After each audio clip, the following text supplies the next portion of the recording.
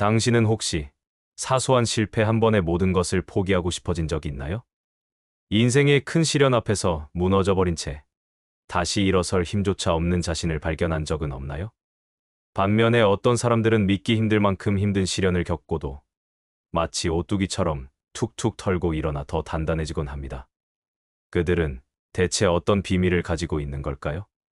이 영상은 단순히 긍정적으로 생각하라는 뻔한 이야기를 하려는 것이 아닙니다. 우리는 실패와 좌절의 순간, 우리의 마음이 어떻게 반응하는지, 그 심리의 비밀을 파헤치고 당신의 내면에 잠들어 있는 회복 탄력성이라는 강력한 힘을 깨우는 방법을 함께 찾아보려 합니다. 지금부터 당신이 그토록 원했던 무너지지 않는 마음의 비밀을 공개합니다. 우리는 종종 회복 탄력성을 강한 의지력이나 좌절하지 않는 강인함이라고 오해합니다.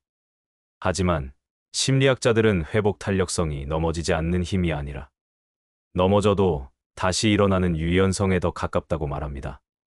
마치 대나무가 강풍에 부러지지 않고 유연하게 휘어지는 것처럼 말이죠. 회복 탄력성이 높은 사람들은 실패를 끝이라고 여기지 않습니다. 그들은 실패를 과정의 일부로 인식하고 그 안에서 배움을 찾으려 합니다. 그들은 완벽을 추구하기보다 불완전함과 좌절을 삶의 자연스러운 부분으로 받아들입니다. 이러한 태도는 그들이 좌절의 순간에 압도되지 않고 감정을 객관적으로 바라보며 다음 단계로 나아갈 힘을 줍니다. 회복 탄력성은 타고나는 재능이 아니라 꾸준한 연습을 통해 키울 수 있는 마음의 근육과도 같습니다. 그렇다면 우리는 왜 실패 앞에서 쉽게 무너지는 걸까요? 그 이유를 세 가지 심리적 기제로 분석할 수 있습니다. 첫째, 결정론적 사고입니다. 우리는 이번 실패 때문에 내 인생은 망했어와 같이 한 번의 실패를 미래 전체를 결정하는 것처럼 여기는 경향이 있습니다. 이러한 사고방식은 우리를 무력감에 빠뜨립니다. 어차피 실패할 건데 뭐하러 다시 시도해? 라는 생각에 사로잡혀 어떤 노력도 하지 않게 만드는 것이죠. 이러한 사고는 우리의 내면에 자신을 불쌍하게 여기는 자기 연민을 만들어내고 우리는 그 감정 속에 갇혀 더 이상 앞으로 나아갈 수 없게 됩니다. 둘째, 과도한 자기 비난입니다. 실패의 순간, 우리는 종종 모든 것을 나의 탓으로 돌립니다. 내가 부족해서 그래. 내가 멍청해서 이런 일이 일어난 거야와 같이 자기 자신을 향해 날카로운 칼을 겨눕니다. 물론 실패에 대한 책임감을 느끼는 것은 중요합니다. 하지만 과도한 자기 비난은 우리를 자존감의 나락으로 떨어뜨리고 다시 일어설 수 있는 힘을 완전히 빼앗아갑니다. 셋째, 통제력 상실의 공포입니다.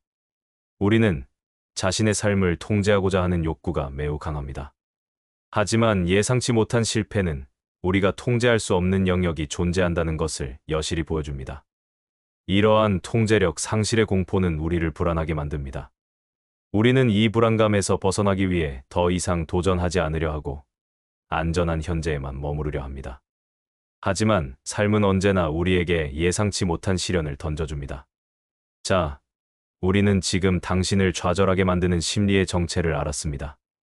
이제는 이 문제를 극복하고 무너지지 않는 마음을 만드는 실질적인 방법들을 알아볼 차례입니다. 첫째, 실패를 재정의하는 연습입니다. 실패를 끝이라고 보지 않고 배움의 기회로 재정의하세요. 좌절의 순간, 스스로에게 다음 질문을 던져보세요. 이번 실패를 통해 내가 얻은 교훈은 무엇인가? 다음번에는 무엇을 다르게 할 수 있을까? 이 경험이 나를 어떻게 더 강하게 만들 수 있을까? 이러한 질문은 당신의 시선을 왜 실패했는가에서 무엇을 배울 수 있는가로 옮겨줍니다. 실패를 딛고 일어서는 것은 당신의 능력이 부족해서가 아니라 실패를 통해 배우는 당신의 태도에서 비롯됩니다. 둘째, 자기 연민이 아닌 자기 공감을 하는 것입니다. 실패의 순간, 자신을 향한 비난의 목소리를 잠시 멈추고 자신에게 따뜻한 공감의 말을 건네보세요. 괜찮아. 그럴 수도 있지. 정말 힘들었겠다. 지금까지 잘 버텨줘서 고마워. 자기 자신을 마치 가장 친한 친구처럼 다독이는 연습은 당신의 마음을 치유하고 다시 일어설 수 있는 정서적 에너지를 제공합니다. 자기 공감은 자기 연민과는 다릅니다. 이는 문제에 매몰되지 않고 당신의 감정을 있는 그대로 인정하는 것입니다. 셋째, 통제 가능한 것에 집중하는 것입니다. 우리는 통제할 수 없는 결과에 좌절하기보다 우리가 통제할 수 있는 과정에 집중해야 합니다. 결과가 아닌 노력에 집중하세요. 타인의 반응이 아닌 당신의 행동에 집중하세요. 이렇게 통제 가능한 영역에 집중하는 것은 당신에게 주도권을 되찾아주고 불안감을 줄이며 삶을 더 능동적으로 살게 도와줄 것입니다. 넷째, 관계를 통한 회복을 추구하는 것입니다. 회복 탄력성이 높은 사람들은 혼자만의 힘으로 시련을 극복하지 않습니다. 그들은 좌절의 순간 자신의 감정을 솔직하게 나눌 수 있는 친구나 가족 혹은 동료가 있다는 것을 알고 있습니다.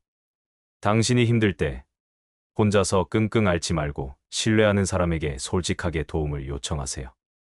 당신의 이야기를 들어주고 공감해주는 사람과의 관계는 당신의 회복 탄력성을 키우는 가장 강력한 자원이 될 것입니다. 우리는 모두 살면서 크고 작은 실패와 좌절을 겪습니다. 하지만 중요한 것은 그 순간에 넘어지는 것이 아니라 넘어졌을 때 어떤 마음가짐으로 다시 일어서는가입니다.